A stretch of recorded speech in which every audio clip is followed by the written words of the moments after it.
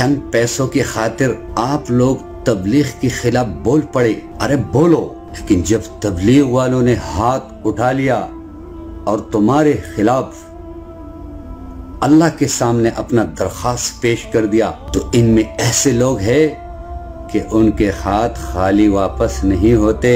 اس لیے میں آپ میڈیا والوں کو خبردار کرتا ہوں. میں 25 سال سے تبلیغ کر رہا ہوں. میں نے بڑے بڑے لوگوں کو دیکھا. اللہ کے ولی اس میں موجود ہے. تبلیغ کرو یا نہ کرو، لیکن تبلیغ کے خلاف سازش کرنے والے برباد ہو جائیں گے. بچ کے رہو.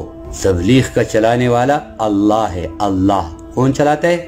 اللہ چلاتے ہیں. اس کے ساتھ اللہ کی مدد ہے، اس کے ساتھ اللہ کی طاقت ہے. پورا قوت طاقت اللہ کا اس کام کے ساتھ ہے.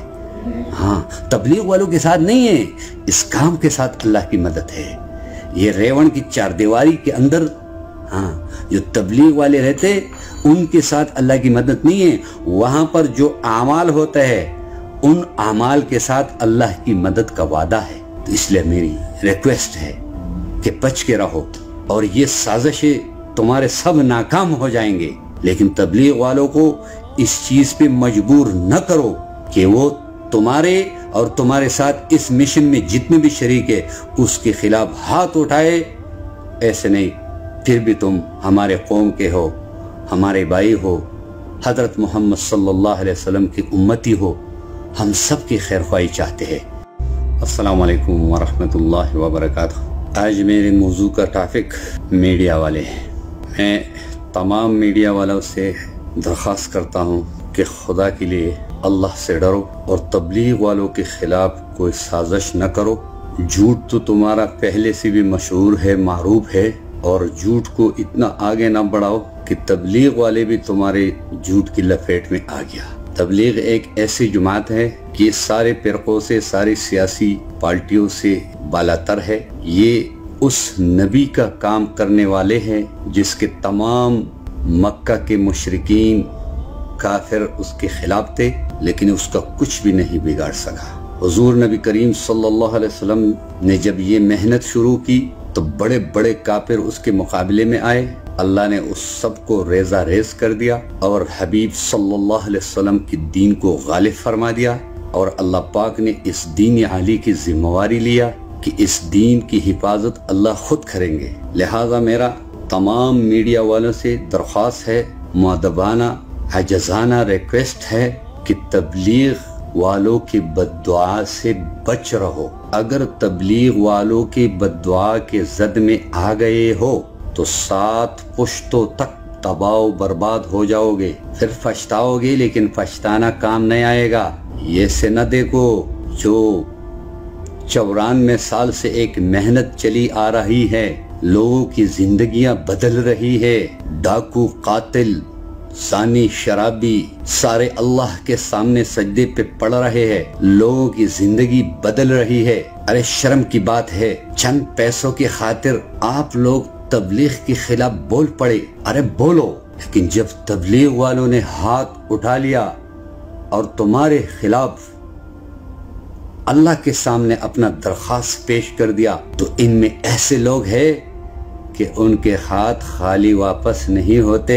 اس لیے میں آپ میڈیا والوں کو خبردار کرتا ہوں. میں 25 سال سے تبلیغ کر رہا ہوں. میں نے بڑے بڑے لوگوں کو دیکھا. اللہ کے ولی اس میں موجود ہے. تبلیغ کرو یا نہ کرو، لیکن تبلیغ کے خلاف سازش کرنے والے برباد ہو جائیں گے. بچ کے رہو. مفتی نعیم صاحب نے کہہ دیا، اگر اس کا اشارہ ہم کو ملنا چاہیے. پھر دیکھ تبلیغ والے کی بد دعا کیا کرتی ہے. خدا سے ڈرو. یہ جو ہمارے اوپر حالات آئے ہوئے اس کا سب مل کے مقابلہ کرے. آج جو ہمارا ملک پاکستان، پیارا پاکستان ہر قسم کے خطرات سے بچ رہا ہے، یہ صرف یہ دینی ادارے ہے. یہ جو طلباء چٹائیوں پہ بیٹھ کے اللہ کی کلام پڑھتا ہے، قال اللہ قال رسول پڑھتے ہیں، یہ تبلیغ والے جو اپنی کندھوں پہ بستر اٹھا کے مارے پھر رہا ہے. تم لوگ تو خراٹے لے کے سو رہے ہو، لیکن تبلیغ والے ساری رات تم لوگوں کے لیے رو رہا ہے. اس لیے تو طارق جمیل صاحب فرماتے ہیں، ایک بھوک سی دل میں ہوتی ہے، ایک درد جگر میں ہوتی ہے، ہم رات کو اٹھ روتے ہیں جب سارا عالم سوتے ہیں. तबलीग वाले तो सबके लिए मांगते हैं, तुम लोग जो साजिशें कर रहा है, खुदा के लिए अपने आप पे काबू पालो। तबलीग की मिसाल पहाड़ जैसी है, पहाड़ से जो अपना सर टकराएगा ना तो अपना सर तोड़ेगा, पहाड़ का कुछ नहीं कर सकते। बड़े बड़े बादशाह आए, बड़े बड़े मगरूर आए, तबलीग वालों को चैलेंज दिया, तबलीग वालों को जो है ना दबाव में लाया कि इज्तिमा न करो, ये न करो, ये न करो, लेकिन तबलीग वालों की नजर उस बादशाह पर होती है जो आज ये पूरी दुनिया पर हाल लाए है और सारी दुनिया उससे आजज है। हाँ, वो कुव्वत वाला है, वो ताकत वाला है। तबलीग वाले असबाब को लेके नहीं चलते, तबलीग वाला अल्लाह को साथ लेके चलते हैं। तो इसलिए मेरी दरख्वास्त है कि बच के रहना, बर्बाद हो जाओगे। ये तुम्हारा ये जो नाम और नामूस, ये तुम्हारा शोहरत, ये तुम्हारा जाह जलाल, ये सारा मिट्टी में मिल जाएगा। इसलिए मेरी दरख्वास्त है, मैं इसलिए मैसेज उर्दू में कर रहा हूँ ताकि सारे मीडिया वालों को समझ आ जाए और वो अपने हरकतों से बाज आए। तुम लोगों को मैं क्या बताऊं, आखिर तुम लोगों ने तबलीग वालों को भी माफ नहीं किया। तुम लोगों ने कौन सा दीनी इदारा छोड़ा जिसके ऊपर तुम लोगों ने तोमतों के दबे नहीं लगाया। लेकिन अल्लाह की गैरत को जोश में नहीं लाना कि तुम एक एक को चुन के और खत्म कर दे। तौबा करो, इस्तिग़फ़ार करो, माफी मांगो कि आइंदा हम तबलीग के खिलाफ नहीं बोलेंगे, तबलीग के खिलाफ साजिश नहीं करेंगे, चाहे पूरी दुनिया क्यों ना मिले। अगर बोलोगे भी तो कुछ भी नहीं कर सकोगे। तबलीग का चलाने वाला अल्लाह है। अल्लाह कौन चलाता है? अल्लाह चलाते हैं। इसके साथ अल्लाह की मदद है, इसके साथ अल्लाह की ताकत है, पूरा कुव्वत ताकत अल्लाह का इस काम के साथ है। हाँ, तबलीग वालों के साथ नहीं है, इस काम के साथ अल्लाह की मदद है।